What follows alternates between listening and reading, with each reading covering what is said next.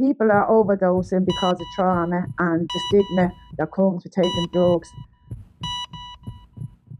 I had an incident there about a month ago where one of our peer had overdosed. People were walking over him and around him and no one was trying to help him.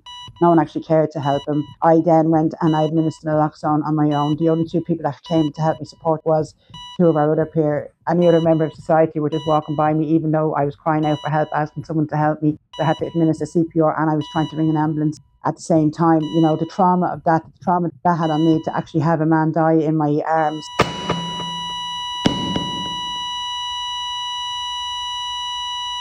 Our current approach is punishing people, stigmatising and criminalising them.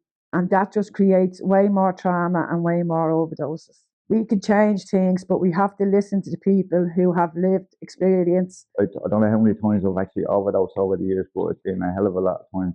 And every time it was like walking into a brick wall. I couldn't find the service. Either I was too young or the services just wasn't right for me and they just didn't fit me. And all you wanted to do was medicate you.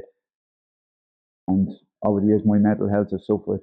And most of my overdose were due down to pressure, basically trauma, just life situations. And I just, there was less the stigma out there and then the pressures. When you're traumatized, you either go one way or another, and most of the time it's the bad way when you're traumatized. Well, having my own lived experience and knowing that of my peer, you know, the drugs are the symptom. That's the self-soothing part. I was born to two people that were intravenous drug users. My father then went on to die from intravenous drug use. He was one of probably the first people to have an opioid overdose on his death certificate, where it was actually named, because it was only relatively new in Ireland. I was brought up in the care system with trauma, and the abuse that I received while in that system was horrific. Then, you know, I went through life using drugs and I ended up in prison, I ended up in treatment, I ended up back in prison, in, out, in, out. The trauma of being put in care and having no identity, or even when you enter the prison system, you're known as your surname or your prison number. Your sense of identity is gone. That in itself is traumatizing. The trauma does be horrific. And when you unpack it, it's down to the trauma. You know, we've been traumatized, we're self-soothing, and we're putting ourselves in high risk situations with no support. You know, a lot of the services are re-traumatizing us on a daily basis in their attitudes and the way the design and delivery of those services. So therefore, you have the most marginalised people going out and we're on the street with no safe testing, no deregulation of naloxone, and it's again to a stage where now it's becoming reckless and harmful. I know, like, you know, society doesn't care about our lives, but we do. We have people that are overdosing in hostels and on the street, you know, and our peer, especially with the synthetic opioid now, you know, we've seen an escalade in overdoses over the last probably 6 to 8 months. I live in a hostel. And I'm the representative in the hostel for the clients in there. So I know from first experience the amount of overdoses in the hostel there. It's unbelievable. In only the last 2 months, we had over 6-7 overdoses, 4 deaths. The impact, it's overwhelming. There's no support for people in the hostels. There's no help after they've been in overdoses. The overdose effect that's going on in Ireland at the minute, that's a major trauma in itself. The devastation that it has on the community itself is traumatizing as well. 8 months ago, I lost 8 people in 2 weeks. Most of them were on their own, living on their own. Trauma that has on the families. Funerals every single week.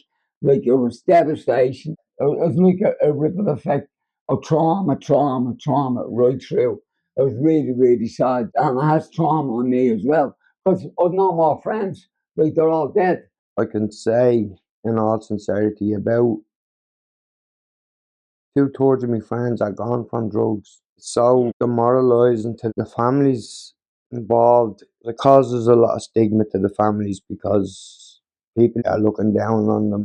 Like, if you walk down the street and said to somebody, "Oh, Joe died the other day, he had a heart attack," it'd be like, "Oh, God loved him," and, you know. But then you say somebody out did over drugs, and, "Oh, well, Jays, he shouldn't have been doing that, and he shouldn't have been doing this." But I mean, like, people are in bad places. They go through traumatic things all their life. It's not right, you know, when somebody dies in your family, for people to be looking down on you. That's a traumatic experience for anybody losing a child. But losing a child from an overdose, or a friend, or a brother, or a sister, anybody you know, it's traumatic and it's overwhelming. If somebody is dying from cancer, God forbid, but you can sort of prepare for it. When it's an overdose, it sort of hits you, and it's like, oh, why? The person who's gone is gone, and there's no answers. And the criminalisation of it is just, it's overburdened, as well as not only the criminalisation, but the stigmatisation you receive if you're a person who uses drugs, or if you're a person who's died from drugs. When I look back at my life and that of my peer, I know no one else would have cared, but had I died, the trauma that would have had on my children, I obviously am still unpacking my trauma of my father dying of a heroin overdose. That's not a generational thing that I'd like to pass on to my own children. But I now see my peers' children walking around, and I can see the trauma in them asking me about their parents. What were their parents like? And it's just a cycle. It reminds me of myself where I was kind of trying to know what my place of belonging was. I was asking people that knew my parents, well, what my parents like, and here I am now, fast forward like 30 years, and I'm being asked the same questions about people that I have used with years ago that have passed, that have lost their lives, through overdose, and I have their children now that are out there using, and due to the trauma of not having their parents around and not knowing their place of identity or their place of belonging or anything like that, So they now have had the inherited generational trauma passed on to them, and it's just a vicious circle where people are dying, they're losing their lives, and it's unnecessary. We need to be more trauma informed. A lot of services need to become more trauma informed and trauma aware, to address this situation. The last 7 months, I've noticed that since I started to come to Ishka, that my problems, they haven't gone away, but I've learned that there's help out there and that my voice is worth listening to. It's not all about medication, it's peer work. We work with each other. When you're in a situation like Ishka, when people like us all meet together, we help each other out, and it's better than sitting down with any psychiatrist, I find it, because I came here to help, and I found out Ishka ended up helping me more than I could help Ishka. Most important about it is that we're all together and we're all making change, and then we're all feel like that we're being valued. We can change things, but we have to listen to the people who have lived experience